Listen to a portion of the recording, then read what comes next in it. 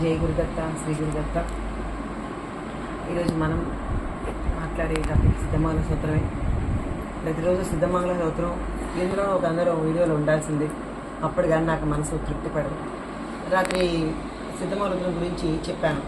5-6 గంటలు ధ్యానం చేసినా కూడా సిద్ధమంగళ సూత్రం చదివినంత మనశ్శాంతి నాకు ధ్యానంలో కూడా రాలేదమ్మా అనని ఒక అబ్బాయి నాతో పంచుకున్నాడు అని చెప్పాను. దానికి ఒక అమ్మాయి కామెంట్ పెట్టింది మామూలుగా, అమ్మ నాకు సిద్ధమంగళ సూత్రం చదవమనంటే దాంతో సిద్ధమంగళం చేస్తున్నాను, సాయే నా ప్రాణం, కాబట్టి దీని గురించి ఒక వీడియో చేయమ్మా అండి అనుకొని ఇప్పుడు గుర్తొచ్చి చేస్తున్నాను. ఆ అమ్మాయి అంది, అమ్మ నాకు సాయి అంటేనే ప్రాణం, సాయే నా ఊపిరిగా బతికాను, కానీ మళ్ళీ ఇప్పుడు దత్తుడు లేదా శ్రీపాద వాళ్ళ చరితామృతం కావచ్చు, ఇలా సిద్ధమంగళ సూత్రం అంటున్నారు, మరి నేను సాయినే నా ప్రాణం అని ఒట్టు పెట్టుకున్నాను కదా, మళ్ళీ నేను ఇలా మారచ్చా అని అడిగింది. ఇక్కడ ఒక విషయం బాగా గుర్తుపెట్టుకోండి, భగవంతుడు అనంతుడు, ఉన్నది ఒక్కటే. అది నువ్వు మనస్ఫూర్తిగా బాబాను అక్కడ నువ్వే నాకు తండ్రివయ్యా, నువ్వే నాకు సర్వస్వం అని చెప్పి అనుకున్నావు. కానీ దత్తుడు ఎవరు? ఇక్కడ బాగా ఆలోచించుకోండి. దత్తుడు, బాబా వీళ్ళందరూ ఒక్కటే, దత్త అవతారమే కదా బాబా కూడా. కాబట్టి ఐసాయి బా సాయి దిగంబర అక్షయ రూప అవతార సర్వవ్యాపికతు శృతిశార అత్రి అనసూయ కుమార మహారాజేయి బాబా అని చెప్పారు.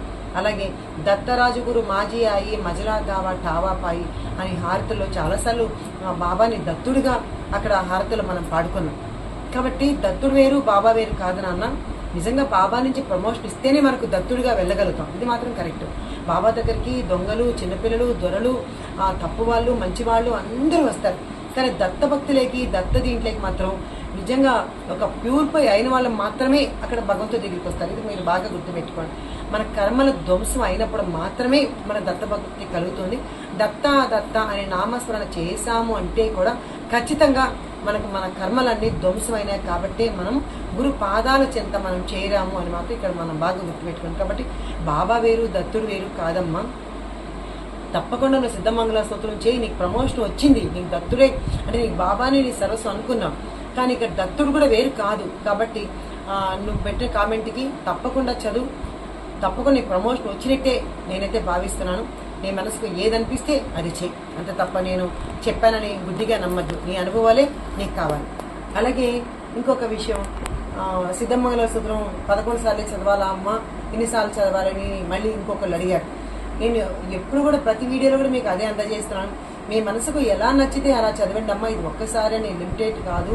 మీరు ఎన్నిసార్లు అనుకుని మీ మనసులో నడుస్తూ చదువుతూ ఉంటారు, పడుకొని చదువుతూ ఉంటారు, కూర్చొని చదువుతూ ఉంటారు. మీ మనసులో శ్వాస అంతా సిద్ధమంగళ స్తోత్రం ద్వారానే బయటకు వస్తుంది, పోతుంది. ఇంకా ఎన్నిసార్లు లెక్కేముంది?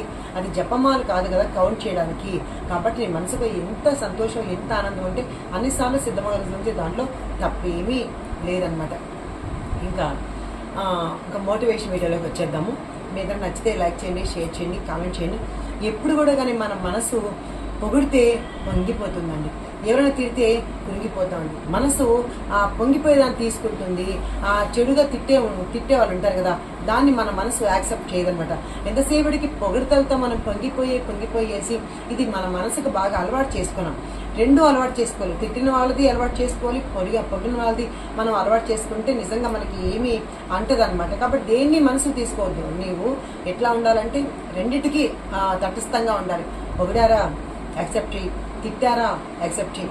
ఎప్పుడు చెప్పాను కదా, మన మనసు పొగిడిన వాళ్ళ మీదే ఒక రకమైన మంచి అభిప్రాయం ఉంటుంది. పొగిడారు కాబట్టి నా మీద మంచి అభిప్రాయం ఉంది, కాబట్టి వాళ్ళు మంచి వాళ్ళు అనుకుంటాం. అలాగే మనం తిట్టారు కాబట్టి వాళ్ళు చెడ్డ వాళ్ళు అనుకుంటాం. అలా అనుకోవద్దండి. నేను తిట్టారు అంటే నేను ఏం చూసి తిట్టారు అంటే దాన్ని కూడా మీరు పాజిటివ్గా తీసుకోండి. నన్ను తిట్టారు, ఏం తిట్టారు అని బాగా ఇక్కడ అర్థం చేసుకోండి. ఒక్కొక్కసారి వాళ్ళు మన మంచి కోరి తిడతారు, దాన్ని మంచిగా తీసుకోండి. నాకు ఒక్కొక్కరు మంచిగా అంటారు, అమ్మ ఇలా ఉంటే బాగుండేదేమో ఈ వీడియో, అమ్మ నాకు సరిగా వినిపించట్లేదు ఇలాగంటారు. దాన్ని నేను పాజిటివ్ తీసుకోండి. నిజమే, మీకోసం ఇంకా నేను కొంచెం మైక్ కూడా లేదు నాకు, నిజంగా మైక్ పెట్టుకోవడం ఇది కూడా నాకు రాదు. కానీ ఇంకా కొనుక్కొని దాన్ని ఇంకా కొంచెం ఇంప్రూవ్ చేసుకుంటాను. ఇప్పుడే కదా సరదాగా ఏదో వీడియో చేసి మేము ముందుకు వస్తున్నాను. అలా నేను దాన్ని అయ్యో మైక్ లేదన్నారు, ఇలా నన్ను కామెంట్ చేస్తారని నేను అడిగితే ఎట్లా? కాబట్టి దేన్నైనా సరే మనం పాజిటివ్గా తీసుకొని మన మంచి కోసం చెప్పే వాళ్ళని మనం మంచిగా తీసుకొని, కొంతమంది మన మంచి కోసం చెప్పరు, వాళ్ళ ద్వేషంతోనూ పగతోనూ రగులుతూ ఉంటారనమాట. దేనికంటే ఇప్పుడు మన పిల్లలకి జాబ్ లేదనుకో, అవతల వాళ్ళకి పిల్లలకి జాబ్ వచ్చేసి బాగా సెటిల్ అయిపోయి ఉంటారు. మనకు వాళ్ళు అనే మాట ఏంటి, ఇంకా అయ్యో అవునా మీ పిల్లలు ఇంకా సెటిల్ అవ్వలేదా, మా పిల్లలు ఎప్పుడో అయిపోయారు అని అనుకుంటుంటారు. అది కావాలని వ్యంగ్యంతో అన్నమాట. దాన్ని మన మనసుకు తీసుకోకుండా ఉండలేదు, కానీ తీసుకోకూడదు. ఎందుకంటే ఎవరి అనుగ్రహం ఎవరి అదృష్టం వాళ్ళకే, కానీ అది మనం చెప్తే వచ్చేది కాదు. కాబట్టి ఎవరో ఏమన్నారని దాన్ని మనసుకు తీసుకోనక్కర్లేదనమాట. మనం అట్లాగే పొగడ్తలకి పొంగిపోకుండా, ఆగట్టలకి కుంగిపోకుండా, బాబా అదే చెప్పారు. బాబా దగ్గర కూర్చున్న వాళ్ళు అందరూ బాబాని మంచి అన్నారా, అలాగే అందరూ ఓ చెడ్డన్నారా? కాదు, అన్నిటికీ ఆయన అతీతంగా ఉన్నాడు. కాబట్టి ఆయన మహాత్ముడయ్యాడు. కాబట్టి మనమందరం కూడా గొప్పగా అంటే అతీతంగా ఉండాలి. అంటే నేను ఎవరైనా తిట్టినా ఏం బాధపడద్దు. వాళ్ళకి ఇంకా ఒక 20 థ్యాంక్స్లు ఎక్కువ చెప్పు. పొగిడితే ఒక థ్యాంక్స్ చెప్తావు, తిడితే నువ్వు 20 థ్యాంక్స్లు చెప్పు. చాలా కృతజ్ఞతమ్మా, చాలా బాగా నన్ను మంచి దారిలో పెట్టావమ్మా, చాలా థ్యాంక్స్. అంటే మనలో ఎప్పుడైనా తప్పును ఏలెత్తి చూపేవాళ్ళే మనకి గొప్పగా. ఇప్పుడు ఈ వీడియో చేస్తున్నామ్మా, ఈ వీడియోలో ఏదో ఒక మిస్టేక్ ఉందని నన్ను వేలెత్తి చూపించిన వాళ్ళే నన్ను ప్రేమించిన వాళ్ళు అవుతారు.